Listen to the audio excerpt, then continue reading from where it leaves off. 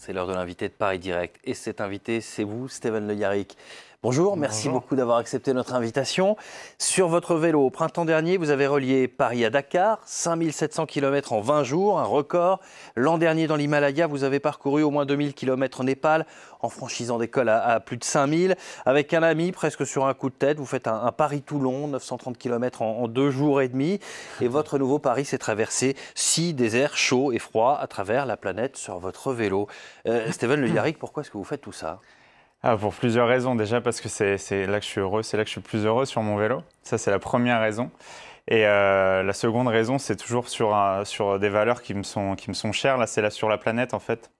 Le projet 666, c'est sur les 6 déserts les plus hostiles du monde pour montrer ce que c'est qu'un homme dans des conditions hostiles, sur les déserts les plus hostiles du monde, montrer les effets du réchauffement climatique, montrer à un instant T ce que sont ces territoires, des territoires hostiles, hein, un désert comme l'Antarctique, l'Arctique, l'Atacama, Gobi, et des déserts chauds aussi qui vont être au-dessus de 50 degrés. Donc voilà, ça va être aussi montrer ce que c'est que l'adaptation physiologique d'un homme à ces conditions-là. Alors qu'on voit des images de vous dans l'Himalaya où vous deviez porter le vélo, parce qu'évidemment il n'y a pas toujours des routes là où vous passiez.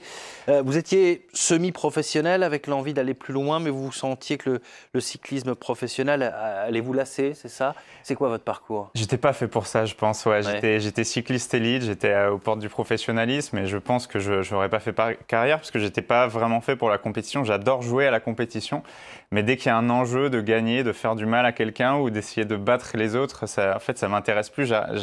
J'arrive pas à le faire. Du coup, je suis sorti de ce milieu, j'ai repris des études, j'ai changé un petit peu de vie, et aujourd'hui, j'essaie d'aller au bout de mes rêves et de les transmettre le mieux possible en images et d'essayer d'inspirer d'autres personnes à le faire. L'illumination, c'est une retraite au Népal, en fait. Oui, c'est ça, 120 jours au Népal de méditation silencieuse, d'humanitaire et de changement de vie, parce que c'était un voyage initiatique qui était à la base peut-être un voyage de 20 jours, 30 jours. En fait, je suis resté 120 jours là-bas. Et j'ai failli devenir moine bouddhiste. Enfin, oui. Oui, il y a eu pas mal de changements de vie.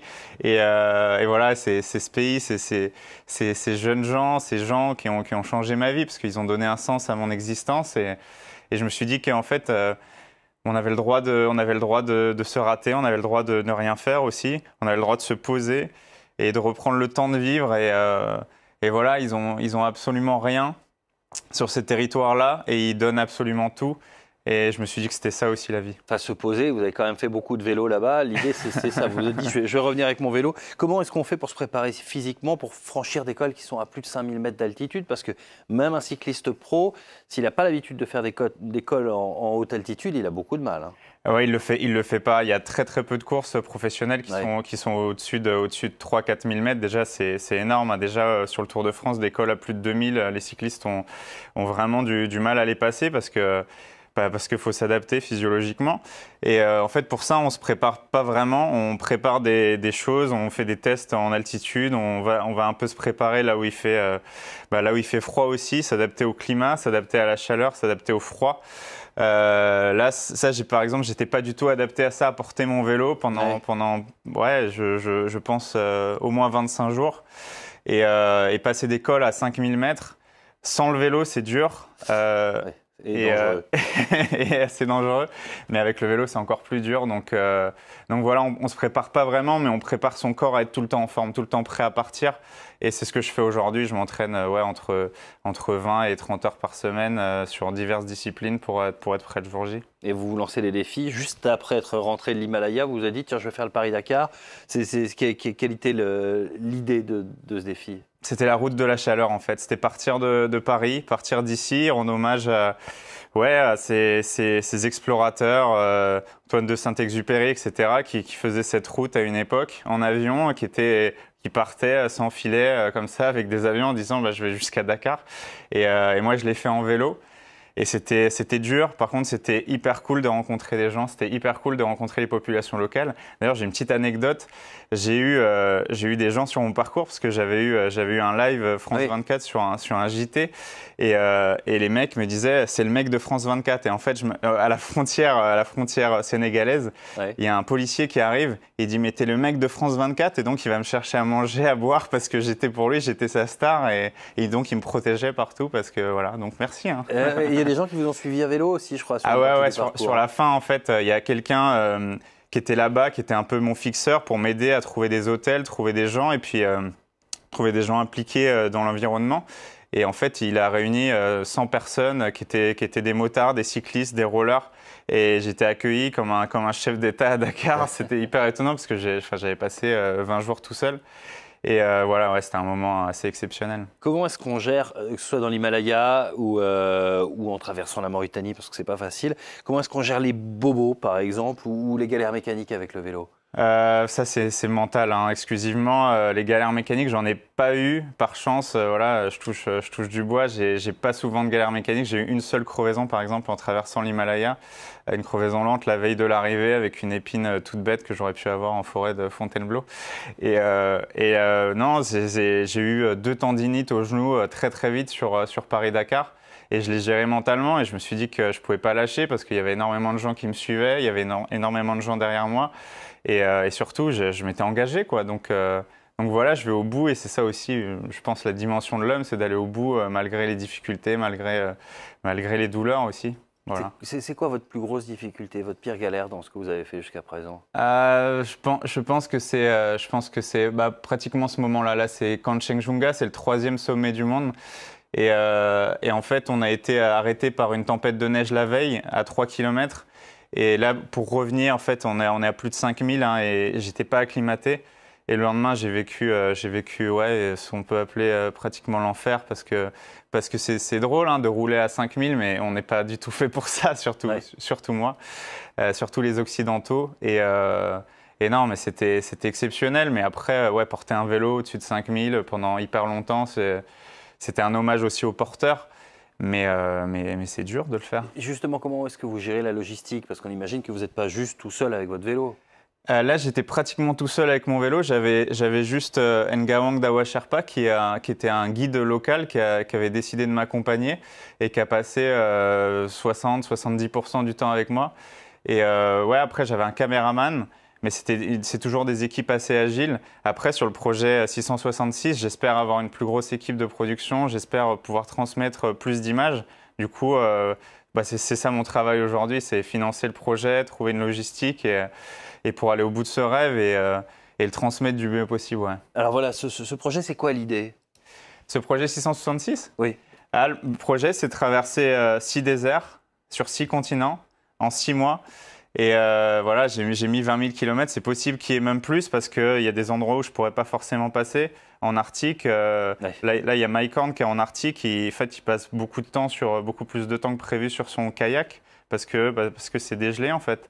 Parce que c'est de l'eau et c'est plus du tout de la glace. Et c'est montrer ça aussi, montrer la réalité du terrain.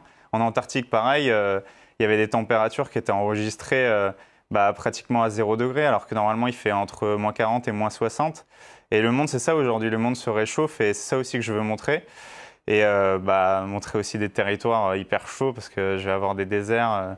En Australie, désert de Simpson, il fera pas loin de 60 degrés. Et quand on sait que le cerveau fond aux environs de 60 degrés, il va falloir gérer. Et l'Atacama aussi avec la réverbération sur le désert de sel, préparer la crème solaire. Hein. Il y a de la logistique là aussi. Hein. Quand vous allez aller sur la neige, par exemple, ou sur la glace, vous aurez une luge avec vous, c'est ça? Ouais, j'aurai une poulka que je vais tirer. Et c'est des questions logistiques qui sont difficiles à gérer parce que le faire à pied avec des skis, c'est une chose. Le faire avec un vélo, donc en allant un tout petit peu plus vite, savoir si la portance de mes pneus est assez forte pour ne pas m'enfoncer dans la neige parce qu'on ne sait pas si des skis ça tient, ça serait un fat bike et savoir si ça tient, tout ça. Donc c'est des systèmes technologiques aussi que je suis en train de mettre en place, essayer de réfléchir à des choses. Et puis je dois transporter mon alimentation et mon eau aussi. Oui, parce que là dans le désert, sur le froid ça va pour l'eau, mais dans le désert d'Atacama par exemple, ça va être dur de transporter 100 litres d'eau. Quelles sont les leçons que vous avez déjà retenues des parcours que vous avez accomplis? Déjà les gens sur l'Himalaya et sur Dakar, c'est les gens et la bienveillance des gens, toujours. Là, il y aura beaucoup moins de gens sur mon parcours, mais j'ai vu que moins il y avait, plus les territoires étaient hostiles, plus les gens étaient proches. Et c'est ça, ma conclusion, c'est simplement que les gens souffrent, parfois en silence, parfois ils le disent, mais par contre, ils sont hyper bienveillants. Ils ont toujours été bienveillants avec moi, ils m'ont toujours accueilli comme Mais même en France, quand je traverse la France, j'ai eu des gens qui m'appelaient tous les jours pour que je vienne chez eux, pour m'offrir un café à boire. Quand je vais à Fréjus, il y a 15 jours, c'était la même chose, quoi.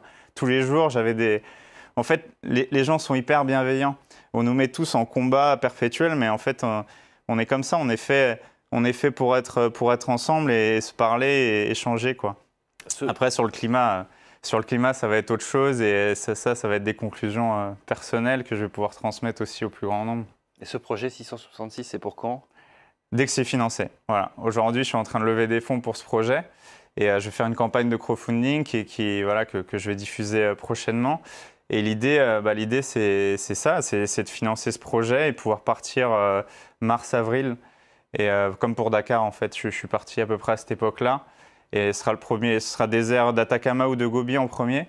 Et puis après, on va commencer crescendo et puis on finira par les déserts froids, je pense. Il vous restera un truc à faire après ça? Ah, plein de choses, ouais. Plein de choses. Vous avez déjà L'Everest, bah oui, mettre un vélo en haut de l'Everest, faire des choses qui sont absolument farfelues, mais qui me font absolument rêver. Voilà, j'ai envie de montrer le monde pour des gens qui n'ont pas forcément envie d'y aller ou pas forcément l'idée d'y aller. Et montrer des territoires qui sont... Mais même en France, en fait. Quand je traverse la France, j'ai fait la France par la diagonale du vide. J'ai découvert la France, en fait. On découvre des choses tous les jours, même à notre porte, voilà. Je vais dormir en forêt tous les 15 jours pour me préparer. Et je découvre des choses, quoi. Je découvre qu'il y a des animaux à 30 km de Paris et qui sont hyper présents, quoi. Voilà. Merci beaucoup. Merci Steven Le Yarrick. Bonne chance donc pour la suite, pour ce projet 666. Et donc